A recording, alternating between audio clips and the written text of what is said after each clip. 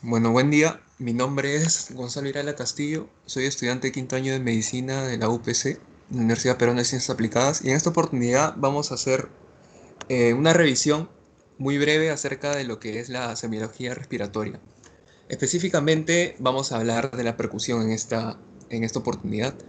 Pero antes, haciendo un preámbulo, ¿no? Viendo que la semiología respiratoria en sí se basa en lo que es principalmente el examen físico del paciente. Bueno, aparte de la historia clínica. Se divide en cuatro etapas el examen físico: en la inspección, en la palpación, en la percusión, en la auscultación, y se realiza tanto en el tórax posterior como en el tórax anterior. En esta oportunidad, como ya dije, vamos a hacer énfasis en lo que es la percusión.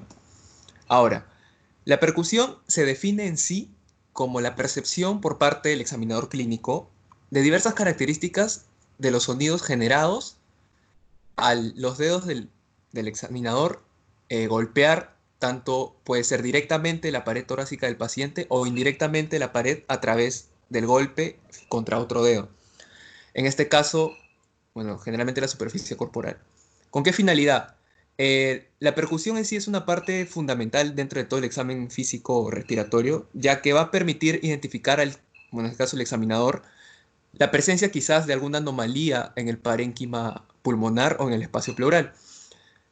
Va a identificar la presencia de aire, líquido o alguna consistencia sólida en estos tejidos que ya mencioné. Sin embargo, hay una característica muy importante de la percusión, y es que las vibraciones de sonido que transmite el examinador clínico no van a ser más profundas de 5 a 7 centímetros. Por ende, lesiones que se encuentren en una profundidad mayor o igual a 7 centímetros no van a ser identificadas mediante esta parte del examen. Ahora, para percutir a un paciente en sí, se sigue un patrón para poder lograr un examen ordenado, ¿no? Y que se puedan abarcar todas las partes fundamentales del parénquima pulmonar. Como dije, se divide la examinación en tórax anterior y tórax posterior. Se inicia principalmente, bueno, generalmente en el tórax posterior, ¿no? Siguiendo este patrón específico, según la bibliografía que he consultado, en el cual un de- dos puntos importantes aquí son los siguientes. El primer punto es que la percusión debe ser comparativa, es decir, lo que se percute en el lado derecho, la zona que se percute en ese lado, se debe percutir en el lado izquierdo, con la misma intensidad y con la misma técnica.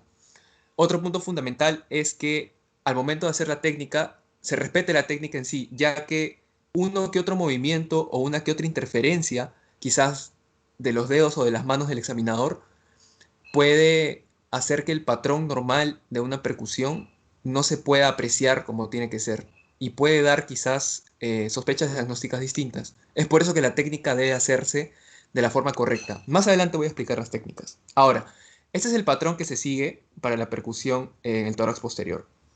Se le pide al paciente que durante todo el examen físico esté sentado, y que específicamente cuando se le vaya a percutir el tórax posterior, se agarre los hombros, pero con la mano derecha agarre su hombro izquierdo y con la mano izquierda agarre su hombro derecho. De esta forma permite que la pared torácica en sí se pueda expandir y pueda facilitar la técnica de la percusión. Cosa que no ocurre en el examen del tórax anterior, ¿no? En este caso no se cruzan los brazos para nada, pero se sigue un patrón también comparativo. Y también algo importante es que, como sabemos, los ápices pulmonares de por sí son zonas que difiere tanto en la cantidad de aire como con las bases pulmonares. Entonces, generalmente se va desde los ápices hacia las bases, o sea, se empieza de arriba hacia abajo. Y se sigue el mismo patrón, ¿no? El patrón comparativo. 1, 1, 2, 2, 3, 3, 4, 4, así sucesivamente. Ahora, hablando explícitamente de las técnicas para percutir, se describen tres técnicas en sí. La primera técnica es la técnica directa de Auenbrugger. Como se puede ver, es una técnica que se le llama directa porque la mano del examinador va a tener un contacto directo con la superficie corporal del paciente. En este caso, esta técnica se usa solo una mano en sí. Se pone la mano en una posición, se describe como mano gancho, como un gancho, y va a servir para se podría decir, una identificación rápida y temprana de un proceso. Por ejemplo, esto se suele utilizar muchas veces para la identificación quizás del líquido acítico en la pared abdominal. Otra técnica es la ortopercusión digital de Plesch. Esta técnica en sí es dígito digital, o sea, es indirecta, porque no hay contacto directo de la mano del examinador con el paciente, y se utiliza para que el alcance de la percusión pueda darse en zonas de difícil acceso. En este caso podemos ver que es en la zona supraclavicular, que es una de las zonas en las cuales se aplica esta técnica, ¿no? Junto con la zona axilar también. Y finalmente, la técnica más utilizada por todos los examinadores clínicos, ¿no? Esta técnica es la dígito digital de Gerhardt. Y como podemos ver, hay dos personajes principales, por decirlo así, en esta técnica, que es el dedo plexímetro, que para los diestros va a ser el dedo medio de su mano izquierda, que va a ser el dedo que va a ir apoyado en la superficie del paciente. Específicamente, si queremos palpar el parénquima pulmonar, debe estar en el espacio intercostal. Es importante que este dedo sea el único que toque la pared torácica del paciente, ya que como dije anteriormente, la presencia o simplemente el poner otros dedos adyacentes al dedo plexímetro puede interferir en la correcta identificación del sonido que vayamos a obtener a la percusión. Una vez que se coloca el dedo plexímetro, es importante que toda la superficie del dedo esté encima de la superficie del paciente, para que posteriormente con el dedo percutor, que en el caso de un diestro también es el dedo medio, en este caso de la mano derecha, eh, pueda hacer la técnica correctamente, ¿no? En este caso, se le recomienda al examinador clínico que tenga las uñas cortadas de la mano percutora, debido a que la técnica se utiliza utilizando la punta del dedo, en este caso para evitar lesiones en el dedo plexímetro, ¿no? Y esta es la técnica correcta. Ya lo ideal es que se percuta de 2 a 3 veces para poder identificar mejor el sonido. Ahora, haciendo un resumen de los puntos claves del examen físico, específicamente la percusión, hay que quedarnos con los siguientes. El paciente debe estar sentado y con los brazos en hombros contrarios en la examinación del tórax posterior. El recorrido es de zonas con más aire, como dije, los ápices, a zonas con menos aire, como lo son las bases pulmonares. La distribución en sí tiene que ser comparativa y con la misma técnica de percusión, con la misma intensidad en ambos lados de la pared torácica. Es importante evitar interferencias en la sonoridad. Como dije, quizás el poner otro dedo en la superficie corporal del paciente puede interferir en la correcta interpretación del sonido. Y, como dije también, no van a ser identificadas lesiones que se encuentren a más de 7 centímetros de profundidad, ¿no? Tampoco lesiones tan pequeñas como lo son lesiones de 2 a 3 centímetros de diámetro. Otro punto importante es que cuando estemos sospechando de una fusión pleural, esta fusión debe ser de por lo mínimo 250 mililitros para que pueda ser identificada al momento de percutir, en este caso, el parénquima del paciente. Esta es una imagen de cómo no se debe percutir. Como dije, es necesario que toda la superficie del dedo plexímetro se encuentre encima de la superficie del paciente. No es correcto tener uñas largas, porque tanto el dedo plexímetro podría hacerle un tipo de lesión al paciente, y el dedo percutor, unas uñas largas en ese dedo, podría lesionarnos a nosotros mismos. Esto es como se debe percutir. Como dije, toda la superficie del dedo plexímetro encima de la pared del paciente, y el dedo percutor debe estar levemente flexionado, ¿no? Para poder hacer que sea la muñeca la cual genere todo este movimiento. Esta es una tabla comparativa muy simple de las tres técnicas que ya describí. Como dije, la técnica de Owenbrugger es una técnica directa con los dedos en gancho y generalmente es de identificación rápida. Puede ser utilizada en un paciente ascítico.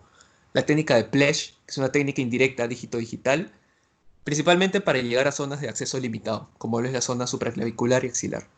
Y la técnica indirecta de Gerhardt, que como dije es indirecta dígito digital también y es la técnica más utilizada por los examinadores clínicos. Ahora, hice este gráfico de aquí para explicar más o menos cómo es que se da los sonidos que genera la percusión. Esta flecha de aquí es el dedo percutor y el dedo que está aquí es el plexímetro.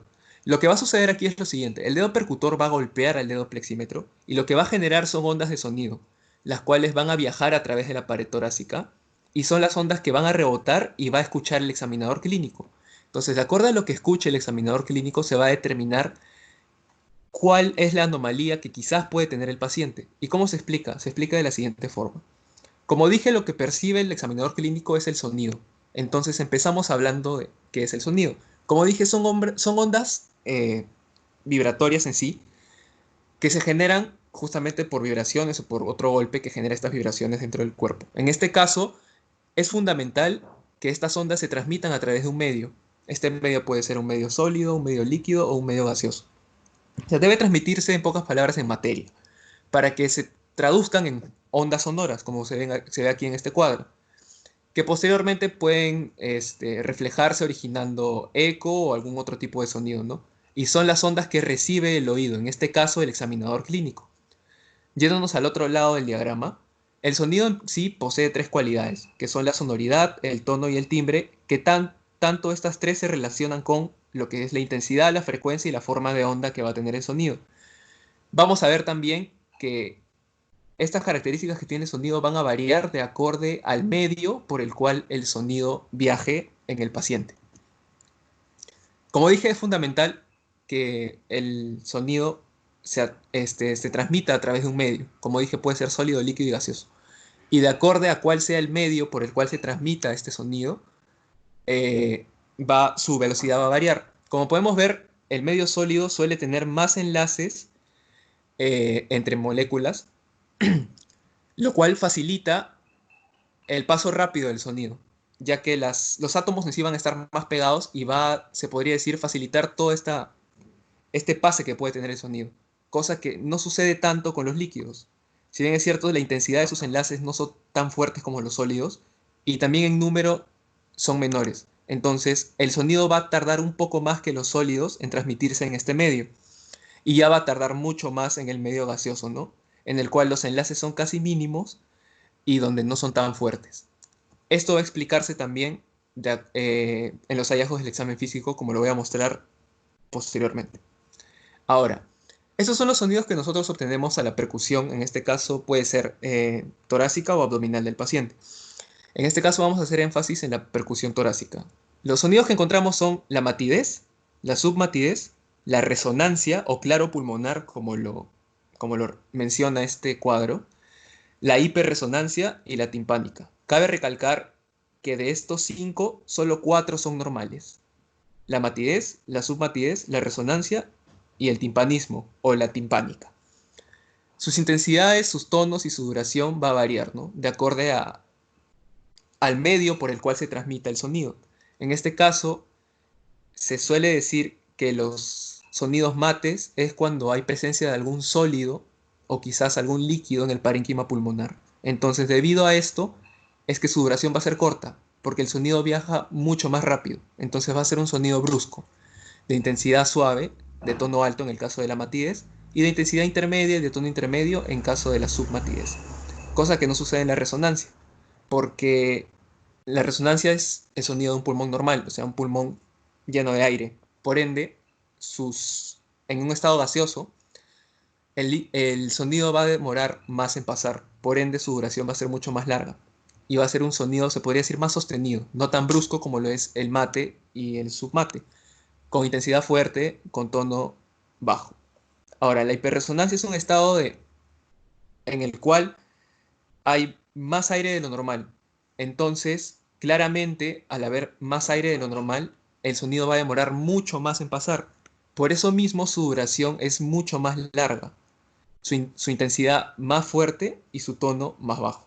Y el timpanismo en sí también es un estado en el cual el sonido viaja a través de aire y va a ser similar, ¿no?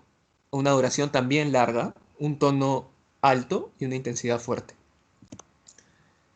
Estas son las condiciones en las cuales se encuentran los sonidos obtenidos a la percusión dentro de un tórax, se podría decir normal o anormal. Podemos encontrar matidez o submatidez al percutir órganos sin aire o macizos, como lo puede ser el muslo, que es un músculo sólido, y el hígado en sí, que también es un órgano sólido. Y como dije, se transmite a través de sólidos o condiciones en las cuales hay acumulación de fluidos en el parénquima o en el espacio pleural. La resonancia o sonoridad, como dije, va a haber en un pulmón sano, ¿no? Y es el resultado de la vibración del aire en el parénquima pulmonar. El timpanismo también se va a encontrar en condiciones normales, principalmente en vísceras huecas o en vísceras llenas de aire, ¿no? Como se puede ser al percutir donde se encuentren algunas burbujas gástricas o un estómago o unos intestinos llenos de aire. Y en el espacio de TROP, ¿no? Que generalmente suele estar vacío y en condiciones patológicas puede estar ocupado. Y la hiperresonancia en sí, o hipersonoridad, como dije, no es una condición normal, es un resultado de la vibración excesiva debido al atrapamiento de aire que hay en esta condición. Como dije, es una condición anormal y se da en pulmones con exceso de aire, como puede ser en un caso de un paciente con enfermedad pulmonar obstructiva, en el cual retenga aire. Esta es la examinación de un tórax normal. Los sonidos, como dije, que encontraremos en un paciente normal. Si bien es cierto, vamos a empezar percutiendo la pared torácica, claramente lo que va a predominar aquí es el parénquima pulmonar. Por ende, los sonidos que más encontraríamos sería la resonancia. Hasta que llegamos a la zona donde se encuentra el corazón, ¿no? Al ser un órgano sólido, lo que vamos a encontrar es justamente matidez. Del mismo modo, cuando lleguemos al hígado, ya que como dije es un órgano sólido. En condiciones normales, es normal encontrar timpanismo en el espacio de TROP, ya que el vaso no va a estar tan grande como para ocuparlo. En casos de esplenomegalia en sí, es normal encontrar matidez, o se le conoce como TROP positivo, ¿no? Que este espacio está ocupado por un vaso patológicamente crecido. Del mismo modo en el tórax posterior, ¿no? Se va a encontrar resonancia en los espacios intercostales y hasta llegar hasta las bases pulmonares. Cabe recalcar que si se percute el hueso, al ser también sólido, se encontrará matidez. Y este es un resumen de todo lo que he mencionado ya, de los tipos de sonidos que encontraríamos y dónde los encontraríamos, ¿no? Y ya hablando explícitamente de condiciones patológicas a la percusión del tórax, matidez o submatidez vamos a encontrar en condiciones en las cuales haya una consolidación pulmonar o presencia de líquido en el espacio pleural. Como se puede ver, puede encontrarse en condensaciones parenquimatosas, como lo son en neumonías o atelectasias, pulmones colapsados. Tumores de gran tamaño, ya que los tumores son masas sólidas. Entonces, como dijimos, el sonido que viaja a través de sólidos en el cuerpo humano se traduce al examen físico como matidez. Efusiones pleurales e infartos pulmonares, ya que en las efusiones pleurales va a haber acumulación de líquido en el espacio pleural. Este líquido, como dije, tiene que ser excesivo para ser percibido al examen físico, ¿no? Entonces, al ser líquido en sí, se va a encontrar como matidez o como submatidez. Hipersonoridad o hiperresonancia, como dije, en pacientes con enfermedad pulmonar obstructiva, principalmente enfisema pulmonar o en crisis asmática, donde el atrapamiento de aire es excesivo. También puede encontrarse en grandes bullas o neumotórax, pero generalmente se encuentra en crisis asmática o en enfisema pulmonar. Y finalmente el timpanismo, ¿no? Que algunos clínicos lo describen también en neumotórax o en grandes bullas. Y bueno, esa fue toda la revisión en sí y mi bibliografía citada fue principalmente la guía de exploración física e historia clínica Bates. Muchas gracias.